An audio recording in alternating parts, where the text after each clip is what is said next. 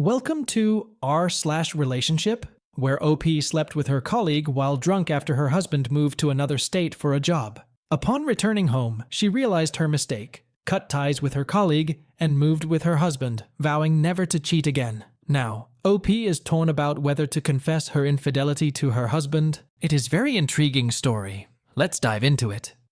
I, 29-year-old female, have been with my husband, Henry, 31-year-old male, for 3 years and married for 2 years, and we have no children. We live in California, and we are originally from Chicago. My husband is an engineer, and I am a teacher. 6 months ago, we were in our hometown. My husband was working a job with a local firm, and I was working at a school. My husband landed a job in California with a multinational company. It was a great achievement, and I was very happy for my husband. We decided that after 6 to 7 months of my husband joining that job, I would also move to California. It was due to my job, because I could not just leave my job as I had a contract with the school where I was teaching. However, when my husband moved to California, I started feeling lonely and began drinking daily, desperately wanting companionship.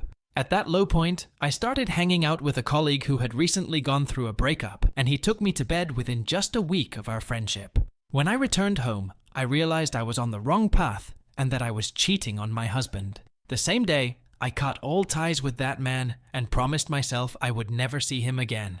The next day, I broke my contract with the school I was working for, despite the financial burden it incurred. I contacted my husband and told him that I didn't want to live without him, informed him of breaking the contract with the school, and expressed my desire to move to California as soon as possible. My husband had no problem with it, and within 2 weeks, I moved with him. Now I am happy after moving with my husband, but I am troubled by thoughts of past infidelity. I love my husband with my whole heart, and I wanted to tell him sooner, but I have been terrified every time I go to bring it up. I feel like I owe him the honesty, while at the same time worrying that telling him will ruin things for us, even though I know in my heart I would never cheat on him or involve myself in those behaviors again. I have received advice from friends going both ways. Tell him or don't tell him. He has been cheated on many times in the past, so I worry that sharing this information will make him doubt my loyalty. Even though I am committed to our relationship, I am torn between protecting him from my past and being transparent with him. Giving an opinion on this is very difficult because it involves multiple and contrasting behaviors. However, one thing is crystal clear. OP's cheating on her husband was wrong and cannot be justified. However, revealing this to her husband could potentially ruin their marriage.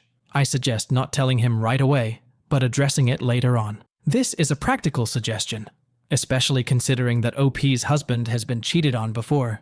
Additionally, since this cheating was a mistake and OP is committed to not cheating again, it may be best to handle the situation carefully.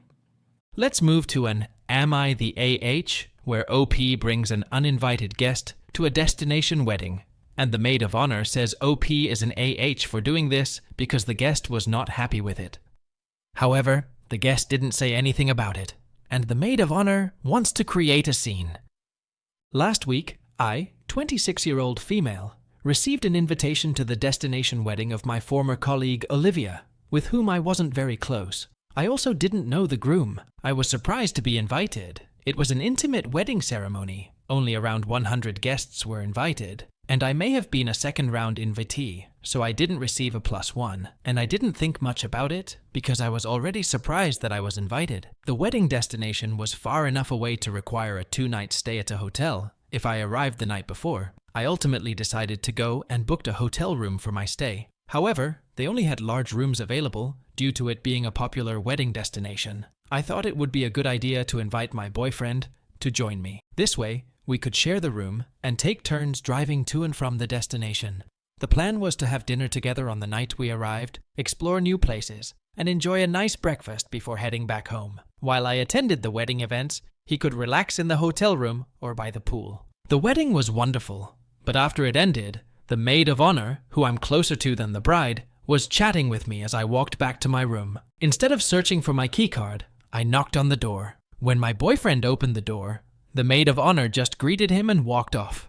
I didn't think it was a big deal or anything. A few days later, the maid of honor contacted me to express that it was awkward and uncomfortable for me to have invited him to the hotel. She mentioned that it made everyone feel bad and weird that he was there waiting for the wedding to end when they hadn't invited him. We were both a bit surprised by the situation. No one knew he was there because his presence wasn't mentioned at the wedding. It wasn't a secret, and we didn't think it was a big deal if people knew. He had only met the bride and groom a few times, and had no problem not being invited to the intimate wedding. It's worth noting that I was the only guest without a +1, and I never requested one for him. I have no clue if the maid of honor told the bride, and if the bride also thinks this was inappropriate. If she hasn't, I really don't want to contact her during her honeymoon to start drama. OP is not an AH, and here the maid of honor is overreacting. One thing is that the journey was so long, OP should have been given a +1 so that she could have someone accompany her on that long journey. It is the fault of the host that they didn't give OP a +1. The other point is that the maid of honor should not care about who was invited and who was not. If the host had an issue with it, then OP needed to address it. Even that would not make you an AH. Just enjoy your life and ignore the maid of honor.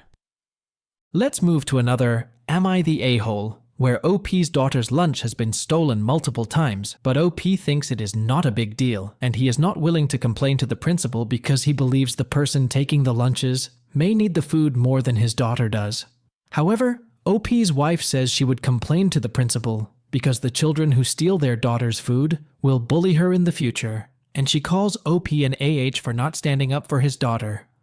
I, a 35-year-old male, have been working online, and my wife Emma, a 34-year-old female, is a nurse.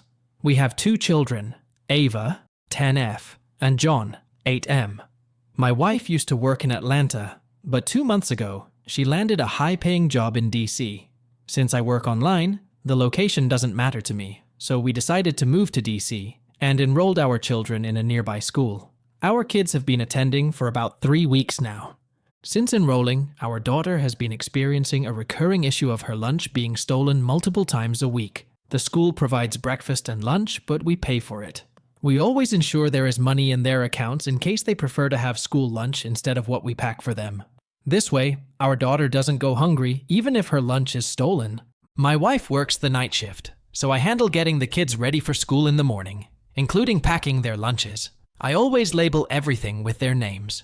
My daughter has told me that her lunch has been stolen a few times. Initially, I suggested she eat the school lunch, but she doesn't always like it. To solve the problem, I now pack 2 lunches for her and advise her to keep one hidden in her backpack, instead of leaving it with the other lunches in the classroom. I also talked to my daughter's teacher, who assured me that she would be more attentive, but unfortunately, the problem persists. Additionally, my daughter is not the only child whose meal has been stolen. There are some other children facing the same issue. Last weekend, my daughter told my wife about her lunch being stolen and how I tried to solve it. Upon hearing this, my wife became upset and said she was disappointed in how I approached the problem. She mentioned that she would speak to the principal and escalate the issue to the school board if it is not resolved. My wife believes the person stealing from our daughter has a personal vendetta against her, and that if we don't take any action now, they might bully our daughter in the future. However, I have a different perspective on the situation. I believe the person taking the lunches may need the food more than my daughter does. If their family could afford packed lunches, they would probably provide them. The same goes for funding a school lunch account.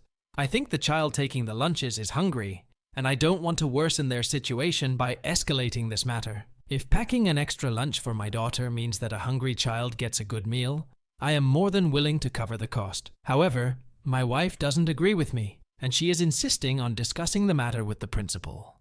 My wife says I should discuss the matter with the principal because she is typically sleeping during the day when the kids are in school.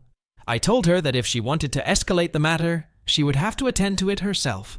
Upon my refusal, my wife started arguing with me and said that I was not protecting our daughter and that I was being an AH.